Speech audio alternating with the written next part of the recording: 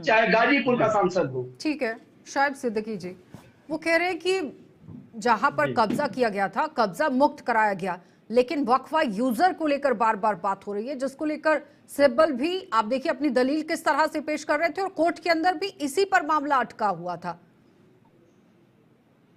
समझाइए जरा कि वक्फा यूजर का मतलब क्या है, क्योंकि चौबे जी को भी समझना जरूरी है। आशा जी देखिए, ऐसा है, समझना बिल्कुल जरूरी है, बहुत अहम मौजू है, लेकिन डिबेट आप देखिए कहीं दूसरे रूप में चली जाती है, उस मौजू बात नहीं आ पाती है। आशा जी ये हकीकत है कि किसी भी मुल्क पे अगर हुकूमत करनी हो तो उसका सबसे बड़ा हथियार होता मजहब, और अंग्रेजों ने भी इसका सहारा लिया, हमारे मुल्क को 100 साल लूटा, लेकिन जब उनकी मंजरेआम पर आई तो उनको मुल्क को छोड़ के जाना पड़ा। मैं समझता हूँ अगर मुल्क, कोई भी मुल्क हो, अगर उसको आगे बढ़ना है तो मजहब की सियासत से अलग हट के होना पड़ेगा। आप समझिए कि जो वक्त की बात है, किसी की बात है, उसमें आवाम उसी तरह पिस जाती है जिस तरह माँ बाप के झगड़े में मासूम औलादें पिस जाती हैं, तो सोचते हैं इधर जाए या उधर जाए।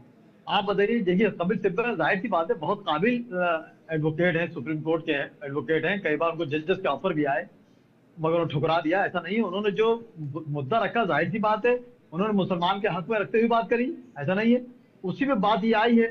लेकिन यहाँ पे बात ये जो निकल के आ रही, जब सुप्रीम कोर्ट ने कल एक दिया कि जो चीजें वहीं रुकी रहे, वो 5 ऑप्शन दिए हैं, वो बात मैं करूंगा तो दूसरे रूप में चली जाएगी डिबेट, मैं लंबा वक्त दूसरे डिबेट में नहीं जा पाऊंगा। उन्होंने 7 दिन दिया गवर्नमेंट को, क्या मतलब जवाब दाखिल किए इसमें गैर मुस्लिम रहेगा कि नहीं रहेगा, वो कागज हैं कि वगैरह वगैरह। तो आप देखिए उस पर बहस चल रही है। अब यहाँ पे बात ये आई है कि मुख्यमंत्री जी ने जो 58 एकड़ जमीन जो है कौशाम्बी में सरकारी घोषित कर दी, लेकिन अभी उनका कोई, लेकिन उन्होंने ये भी तो कहा ना, डीएम की बात तो नहीं आपने सुना, मैं बार बार जिसको दोहरा रही हूँ, डीएम कह रहे हैं कि सरकारी जमीन है जिस पर कब्जा किया गया उसे छुड़ाया गया।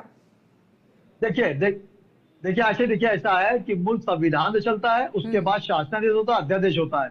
हमारे मुख्यमंत्री समझदार है, शासनादेश से काम हो रहा होगा। अगर सरकारी जमीन है तो अगर शोएब सिद्दीकी भी कब्जा करें तो उनको छोड़ना पड़ेगा। लेकिन मेरी हमेशा मुल्क के वजीर आजम से और वजीर आला से गुजारिश है कि निष्पक्ष जांच की जाए। एक समुदाय को लगता है कि वो ठगा महसूस हो रहा है। अगर आप देखिए कोई भी बात मंजरेआम पर आती है तो मुस्लिम ठगा महसूस करता है।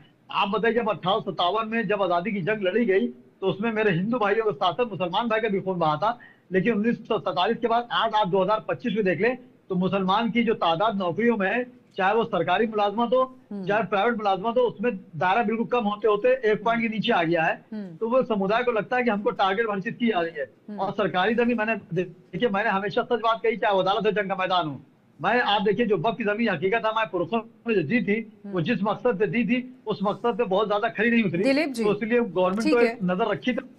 एक सेकंड गलत होगा, एक सेकंड गलत होगा, तो उसको गवर्नमेंट को मौका मिला और सरकारी जमीन किसी की हो। लेकिन क्या है, सुप्रीम कोर्ट ने जो एक ऑर्डर दिया 7 दिन में जवाब दिया जाए, उससे पहले हमारे मुख्यमंत्री ने सरकारी जमीन घोषित कर दी, इसलिए डिबेट हो रही है।